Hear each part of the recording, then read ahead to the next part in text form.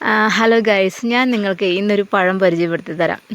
ഇത് മൂട്ടിൽ പഴം എന്നാട്ടോ ഇതിനെ പറയുന്നത്. നിങ്ങളൊക്കെ കണ്ടിട്ടുണ്ടാവും, നമ്മൾ ഫേസ്ബുക്കിലും യൂട്യൂബിലൊക്കെ നമ്മൾ കണ്ടിട്ടുണ്ടാവും. സാധാരണ ഇത് കാട്ടിലൊക്കെയാണ് വളരുന്നത്. അപ്പോൾ നമുക്ക് നമ്മുടെ വീട്ടിൽ പറമ്പിൽ നമുക്കുണ്ടായിട്ടുണ്ട്. ഇതിൻ്റെ ഏറ്റവും പ്രത്യേകത എന്ന് പറഞ്ഞാൽ അതിൻ്റെ ആ ചോട്ടിലാണ് കൊല പോലെ കുലകളായിട്ടിങ്ങനെ പഴുത്ത് ഉണ്ടായി കിടക്കുന്നത്. കാണാൻ തന്നെ നല്ല ഭംഗിയാണ് കേട്ടോ. അത് മൂട്ടിൽപ്പഴം എന്നാണ് നമ്മുടെ ഇവിടെ സാധാരണ പറയുന്നത്. നിങ്ങളൊക്കെ കണ്ടിട്ടുണ്ടെങ്കിൽ എന്താണ് പേര് പറഞ്ഞതെന്ന് ജസ്റ്റ് കമൻറ്റ് ചെയ്യണേ. നമുക്കതിൻ്റെ കായ ഒരെണ്ണം പറിച്ച് കഴിച്ച് നോക്കാം. ഈ ഒരു പാകം എന്ന് പറഞ്ഞാൽ ഇതിന് പുളിപ്പായിരിക്കും കേട്ടോ. അത് നന്നായി പഴുക്കണമെങ്കിൽ പഴുത്ത് കഴിയുമ്പോഴാണ് അതിന് മധുരം വരണത്. ഇതിന് പുളിയാണ്. പുളിയും ചെറിയൊരു മധുരം ഉണ്ടാവുള്ളൂ.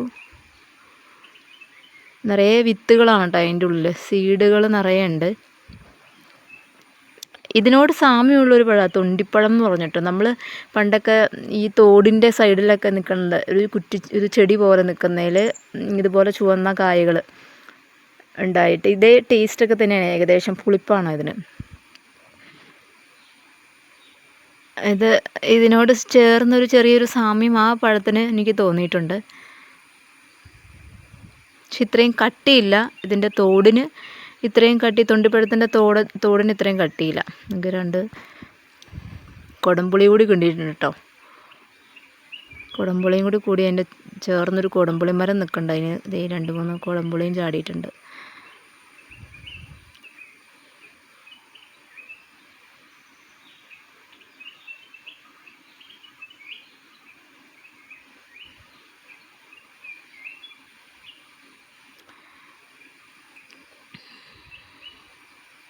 ഇതിൻ്റെ ഒരു ദൂരെ നിന്ന് ഞാൻ കാണിച്ചു തരാം കേട്ടോ മരം.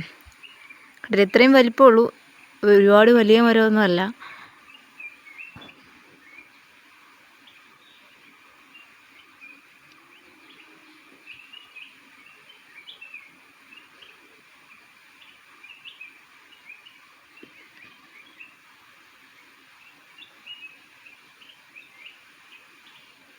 കണ്ടില്ലേ, കൊല പോലെ എന്ത് ഭംഗിയാണല്ലേ ഇത് കിടക്കുന്നത് കാണാൻ.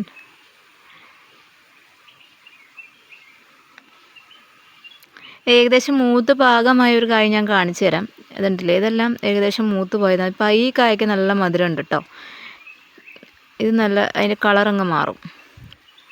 എന്തായാലും നമ്മളൊരു കുല പറിച്ചെടുക്കുന്നുണ്ട്. കണ്ടില്ലേ. ഇപ്പോൾ നിങ്ങളുടെ നാട്ടിൽ അല്ലെങ്കിൽ നിങ്ങൾ ഈ പഴം കണ്ടിട്ടുണ്ടെങ്കിൽ നിങ്ങൾ ജസ്റ്റ് ഒന്ന് കമൻറ്റ് ചെയ്യണേ, ലൈക്ക് ചെയ്യണം, സപ്പോർട്ട് ചെയ്യണം. അപ്പോൾ മറ്റൊരു വീഡിയോയുമായി വീണ്ടും കാണാം. Till then bye.